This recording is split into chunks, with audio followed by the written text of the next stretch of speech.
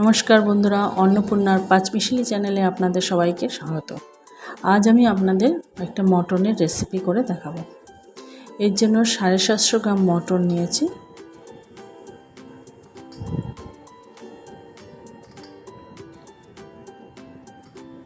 এটা আমি ওজন করে দেখাচ্ছি। একটা বাটির মধ্যে মটনগুলো তুলে নিলাম। এবার এগুলোকে ম্যারিনেট করে নেব।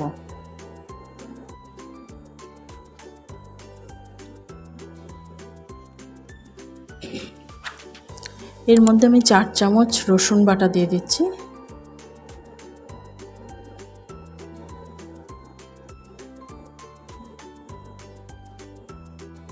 আদা দেব 3 চামচ।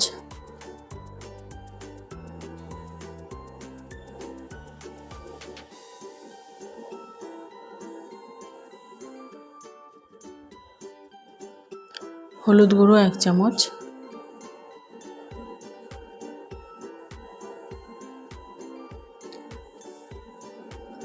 লাল লঙ্কার গুঁড়ো 1 চামচ দিলাম। কাশ্মীরি লাল লঙ্কার গুঁড়ো দেবো 1 চামচ। জিরে গুঁড়ো দিচ্ছি 1 চামচ।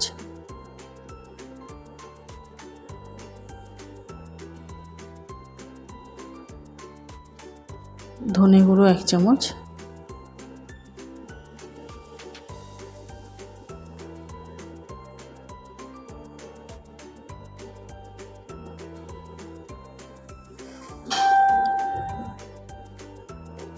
আর নুন দিলাম। পরিমাণ মতন নুনটা দেবেন না বন্ধুরা আপনারা।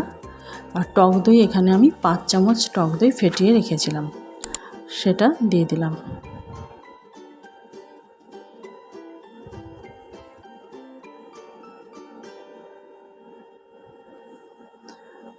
দু তিন চা চামচের মতন তেল দিয়ে এটাকে ভালো করে আমি ম্যারিনেট করে নেব, মাখিয়ে নেব মাংসটা।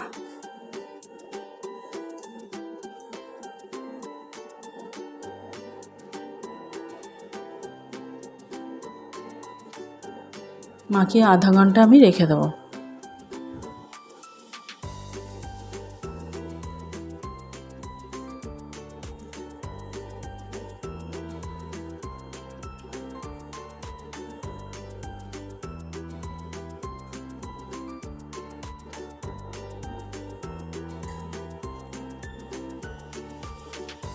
দুটো মাঝারি সাইজের টমেটো কুচো করে নিয়েছি। এবার আধা ঘন্টা বাদে আমি চলে আসলাম মূল রান্নায়। কড়াইয়ে 6 টেবিল চামচ তেল দিয়ে দিলাম। তেলটাকে গরম হওয়া পর্যন্ত একটু অপেক্ষা করব। গরম হয়ে গেলে এর মধ্যে অল্প একটু হলুদ গুঁড়ো আর একটু সামান্য লবণ দিয়ে কেটে রাখা আলুগুলো ভেজে নেব।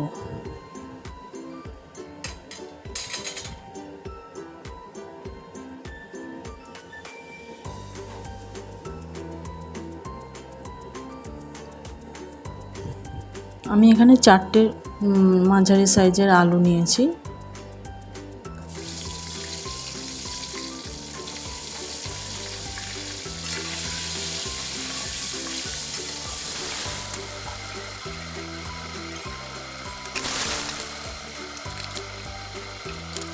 আলুগুলোকে ভালো করে লাল করে ভেজে নেব।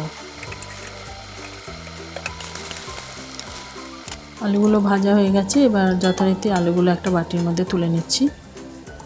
এবার ওই তেলেই কিছু গোটা গরম মশলা ফোড়ন দেব। আমি এখানে 2টো তেজপাতা, একটা দারচিনি, 2টো এলাচ, 3টে লবঙ্গ, একটা শুকনো লঙ্কা নিয়েছি। এগুলো ভেজে নেব। নেড়ে চেড়ে ভালো করে ভেজে নেব। একটা সুন্দর গন্ধ যখন বেরোবে মশলাগুলোর মধ্যে থেকে, তখন আমি কেটে রাখা পেঁয়াজ কুচোগুলো দিয়ে দেবো। আমি এখানে 3টে মাঝারি সাইজের পেঁয়াজ কুচো করে রেখেছিলাম।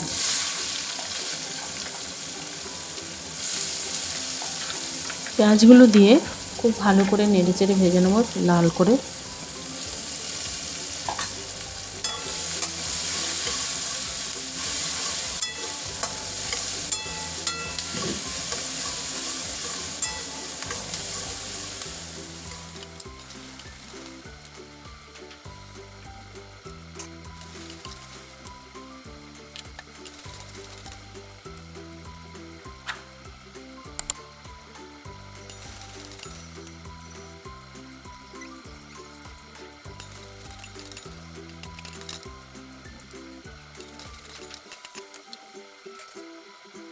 পেঁয়াজগুলো ভাজা হয়ে গেছে। এবার টমেটো কুচোগুলো দিয়ে দিলাম, যে দুটো মাঝারি সাইজের টমেটো কেটে রেখেছিলাম ওটা দিয়ে দেবো। এর মধ্যে একটু নুন দিয়ে দেবো, তাহলে টমেটোগুলো ভালো মিশ খাবে, পেঁয়াজের সাথে মিশ খাবে ভালো। আবার আমি সমস্তটা একসঙ্গে ভালো করে নেড়ে চেড়ে ভেজে নেব।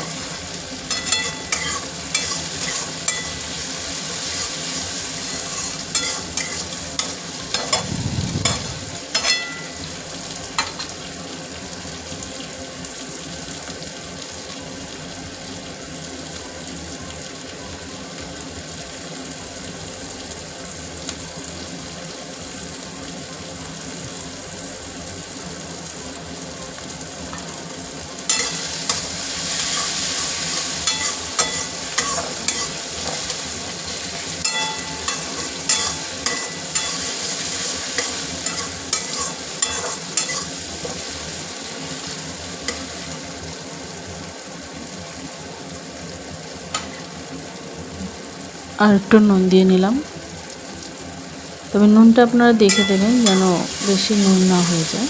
নুনটা পরিমাণ মতন বুঝে যে যেমন খাবেন সেইভাবে দেবেন।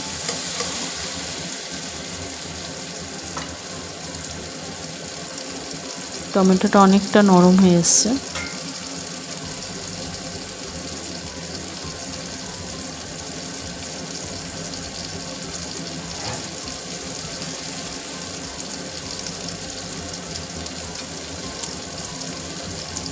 এইবার আমি ম্যারিনেট করে রাখা মাংসগুলো এর মধ্যে দিয়ে দিচ্ছি।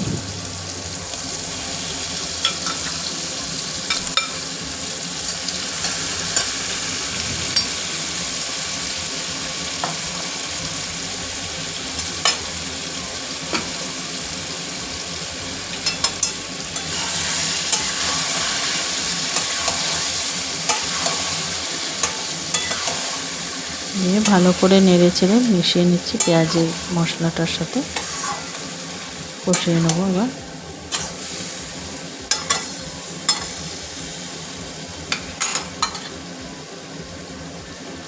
মাংসের থেকে কত জল বেড়ে গেছে, এবার সমস্ত কষাতে কষাতে এই জলটা যতক্ষণ না মরছে ততক্ষণ পর্যন্ত কষাতে হবে।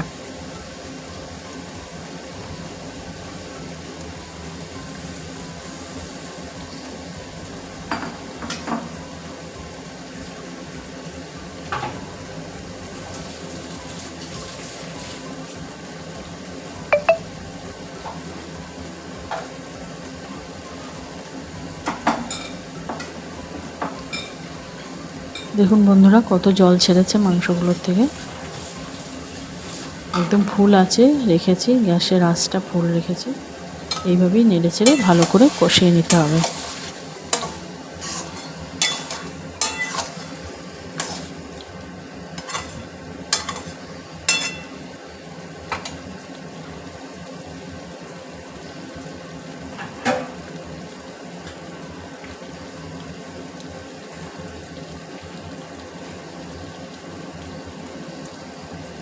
এবার আমি ঢাকনা দিয়ে দিলাম, ঢাকা চাপা দিয়ে দিলাম।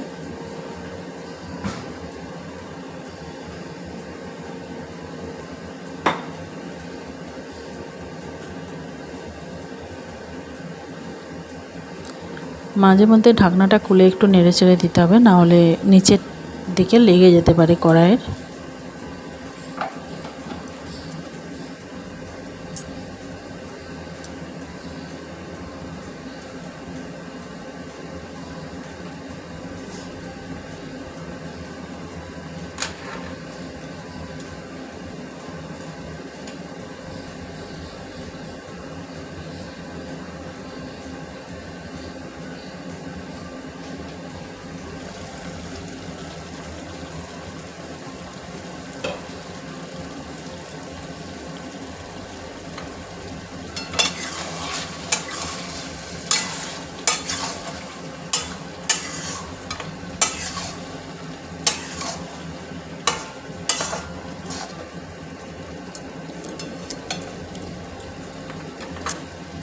এবার আমি ভেজে রাখা আলুগুলো ওর মধ্যে দিয়ে দিলাম, দিয়ে আবার সব মাংসের সাথে একসঙ্গে মশলার সাথে কষাতে থাকবো।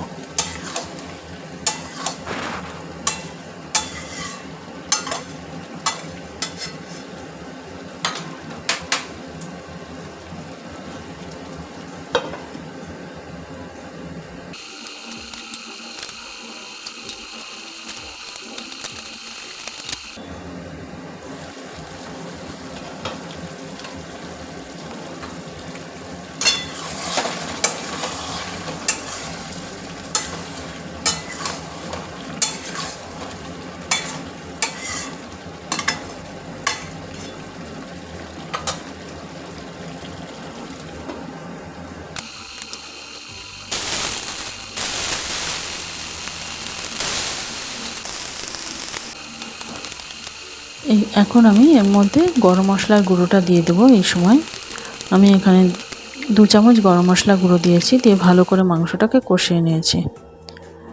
নিয়ে এবার কুকারের মধ্যে কিছুটা জল গরম করে নিয়েছি আগের থেকে, দিয়ে ভেজে কষানো মাংসগুলো ওর মধ্যে দিয়ে দেব। আর এর মধ্যে আমি সামান্য একটু মিষ্টিও দেবো, অল্প 1 চামচ মতন চিনি আর জল, আর একটু পরিমাণ মতো নুনটা একটু দেখে নিতে হবে, নুনটা যদি লাগে আর একটু দিতে হবে।